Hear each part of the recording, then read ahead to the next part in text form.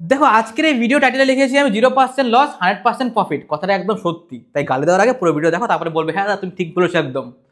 Just এক্সাম্পলের জন্য বলছি, 1 minute সময় নেবো, কিন্তু সময় নেবো না, তাই মন দিয়ে দেখো, ভিডিওটা কাজে লাগবে। এক্সাম্পলের জন্য বলছি, দেখা গেল তোমার কাছে আছে 50,000 টাকা, তুমি ট্রেড নিচ্ছ, তুমি পুরো ক্যাপিটাল দিয়ে তুমি ট্রেড নেওয়া শুরু করে দিলে প্রথম দিন। তুমি স্টপ লস লাগাচ্ছ 5,000 টাকা। একটা কথা বলি, তোমার যে সেদিন প্রফিট হবে এর কোনো মানে নেই, লসও হতে পারে। দেখা গেল তোমার সাথে লস হয়ে গেল কত, 5,000 টাকা, কারণ তোমার স্টপ লস লাগিয়েছে 5,000 টাকা, তোমার হিট করে ফেলছে।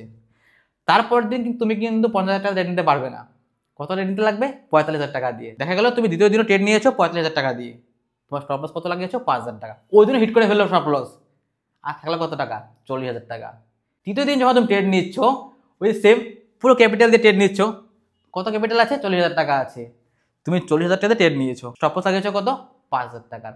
সেদিন দেখা গেলো তোমার লস হয়েছে, তাহলে থাকলো কত টাকা? 35,000 টাকা থাকলো। তারপর তুমি যদি ভাবো যে 35,000 টাকা দিয়ে তুমি 50,000 টাকা বানাবে, কোনো সম্ভব কি? এটা সম্ভব না।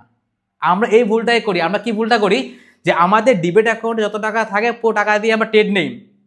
ভাই পৃথিবীতে কোনো ট্রেডারই নাই যে প্রত্যেকদিন প্রফিট হবে। ভাই লস সবারই হয়, আমার হয়, তোমার, সবাই লস হবে। তাহলে ট্রেড কিভাবে নেবে?